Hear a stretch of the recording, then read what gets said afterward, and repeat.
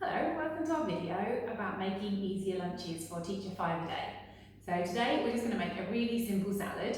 I'm going to go on in a couple of weeks to make a little bit more variety, a bit more complicated than this, but I thought we'd start off nice and easy with a way of prepping salads so that they don't go wet and soggy, because that's the issue with salads. We'd all like to eat a little bit healthier, but actually salads are one of the things that are really tricky to meal prep. So if you make them up ahead of time, they often go soggy and wilt and get a little bit mushy.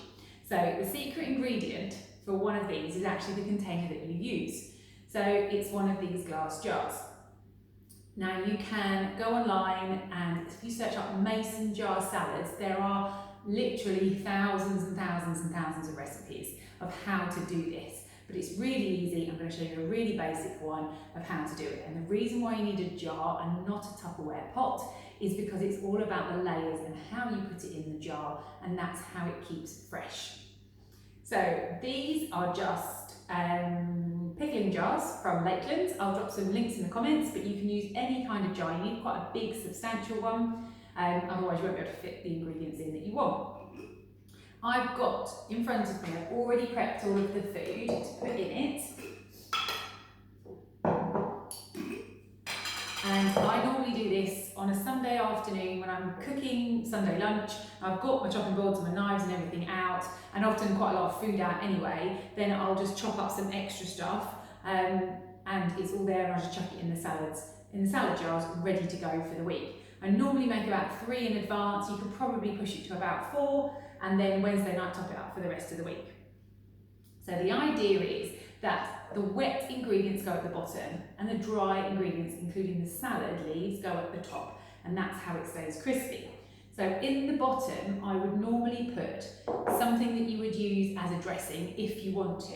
And there's lots of different things that you can put in, and you only need a very, very tiny amount because the ingredients get wet and make their own little dressing. So sometimes I use some pesto, and I've just literally got, I haven't got a spoon out, I'm just going to use this knife.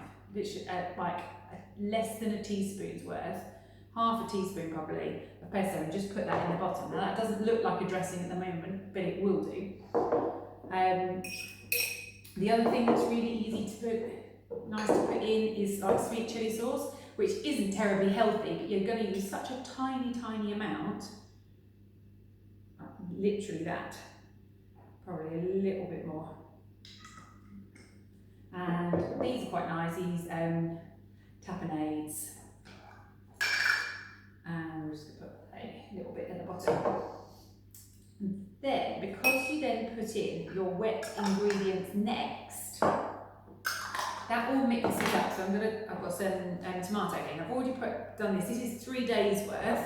So there's 3 tomatoes, a big chunk of cucumber, some celery, some carrot, and some beetroot. So pretty simple ingredients. And as I said, I will come on to making some a little bit more complicated. Oh, I'm just going to use that easier. So if you're using something like tomatoes, put them in first. Or maybe if you're using something like chickpeas that already come in their water and they're drained, but they're not really dry, then they can go at the bottom there. I make a right mess doing this, but it's easy to pick up. And then if you can imagine the fact that that is all going to mush together to make a really lovely wet dressing at the bottom, then I'm going to put beetroot in. Now, a note about the beetroot. This is not pickled beetroot because you lose an awful lot of nutrients when you're going to be pickling, and the vinegar's not very good for you. So I'll show you the beetroot. It really does make a bit of a mess. There must be an easier way of doing this. There we go.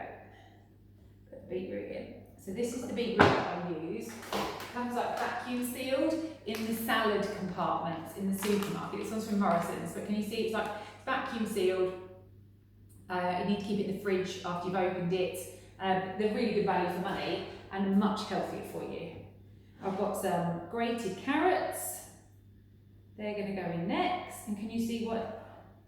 They're called layered salads because they literally just do go in a layer like that. And then the cucumber. And then I'm going to put the celery at the top because that's quite crunchy. And the idea to get a good salad is to change up the textures. So you want to get some crunch in there, you want to get something soft, you want to get different flavours. That's the way to make it nice and tasty so it's not boring. So, salad shouldn't just be lettuce, tomato, cucumber. There's far more better ingredients to be using, more interesting ingredients to be using. There we are. So that's your wet-ish ingredients, and they go in like that. Then the really important thing is, before you chop your leaves up, is you need to clean your board and you need to dry your board, because the salad leaves need to go in as dry as possible, and that's how you keep them fresh. So I've got some salad leaves here. You can buy bagged ones, pre-prepared ones. This is just a round lettuce that's been washed and dried. So dry it off first. You can put it in just like that if you wanted to. Look, you can put them in just like that, or you can chop them and put them in. But the really important thing is that they go at the top. Fill up your jar. I'm going to put those ones in whole. And that's it. I normally then leave a little tiny bit of space for any kind of protein that I'm going to put in the top, because sometimes that's not great to have ahead of time. So the other thing that I would then do is maybe chop up a chicken breast, or cook a chicken breast, chop that up, put it in the freezer, and then in the morning get the salad out, put some of the frozen chicken on the top, and it will defrost during the day. Or if you want to be safer, put it in a little plastic pot, Tupperware pot, put it in the microwave at school, put it on your salad. I might grate a bit of cheese on the top of that and just put that in the top there on the day, or put some cubes of cheese in, or a bit of tuna, something like that, or some more beans, anything you like, and then just open it up, get it out of the fridge, open it up, put your topping on, and then they stay in the fridge like this. The other lovely thing about the jars is they're super easy to clean. They can just go in the dishwasher, none of that flipping over and coming out wet like Tupperware does. And they're really easy to stack in the fridge. So they're nice and easy to put in a staff-room fridge because they don't take up much space. So that's what they look like. And then I will show you how to put them on a plate and eat them, because you can't eat them like this, can you? You could, actually. I guess you probably could. It would be a bit tricky if you wanted to take them out to eat like that, out and about, but it's far easier to put it on a plate, and I will show you how to do that. So when the time comes to eat your salad, you've got two different options.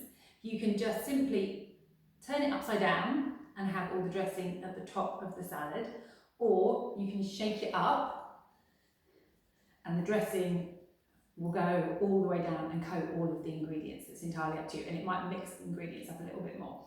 But all you need, you can do this in a plastic Tupperware pot if you want to, in a bowl or on a plate.